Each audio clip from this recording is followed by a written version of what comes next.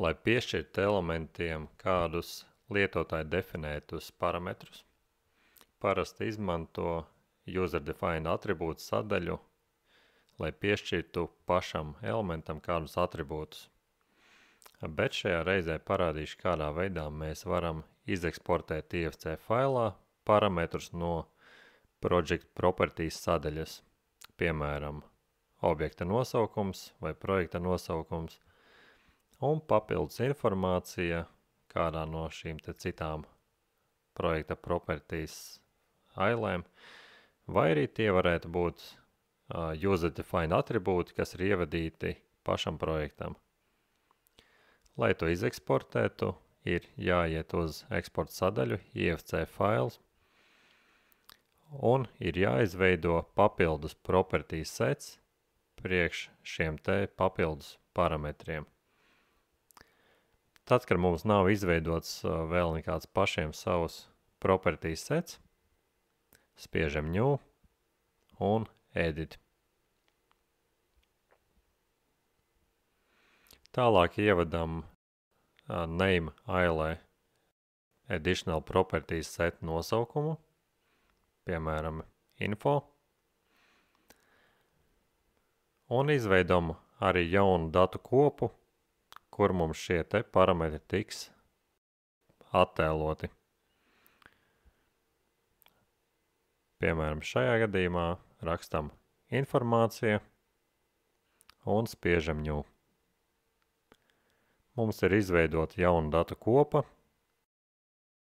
Tādas mēs varam izveidot vairākas un katrā rediģēt to, kas tur būs redzams. Piemērā gribu, lai šī papildus informācija tiek pievienota asamblējām un cast unitiem, un tāpēc izvēlos sadaļu, kas saucās IFC element assembly.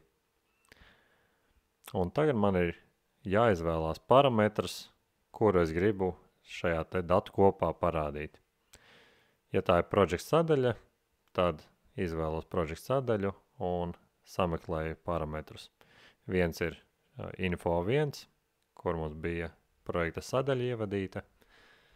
Nosaukumu varam nomainīt šajā ailē, zem name. Atribūts paliek tāds pats, jo pēc tās informācija tik nolasīta informācija.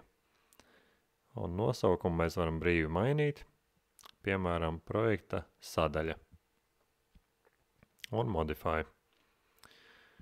Otrs, ko es gribēju pievienot, ir object. Un šim mēs arī nomainam nosaukumu uz projekta nosaukums. Un spiežam modify. Kad visas izmaiņas ir uztaisītas, ko mēs gribam iekļaut datu kopās, spiežam save and close. Un tad attiecīgi saliekam visus pārējos iestatījumus, izvēlamies additional properties set, kur mēs tikko izveidojām.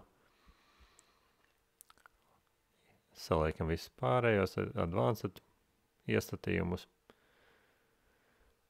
Un varam šo failu eksportēt, izvēlamies vēl kādus failu elementus mēs gribam eksportēt un spiežam export.